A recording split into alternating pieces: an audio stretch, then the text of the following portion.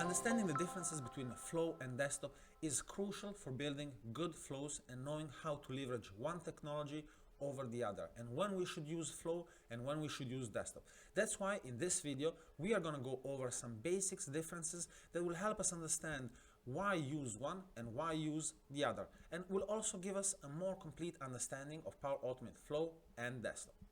Alright, let's start with the basics. First of all, Power Automate Flow is a cloud application, while Power Automate Desktop is obviously, like the word says, desktop application, which means you download it, install it on your computer and run it locally on your machine. While Flow, you log in into the cloud and you set flows inside of the cloud. It can be from any computer, even from your phone. The pricing model, we'll get into it in more detail, but basically Power Automate Desktop is entirely free, while Flow has a small licensing fee attached to it. Building flows in desktop is drag and drop, while building flows in the cloud is more adding actions and connectors.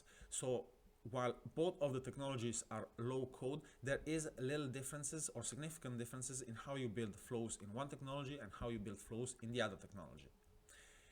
The data connectors, or the connections with AI and APIs, are much easier and much more integrated inside of the cloud. The cloud version of Flow is meant for API and integrating modern applications that have APIs, while Desktop is used for legacy applications and it's hard to build APIs or integrations with machine learning.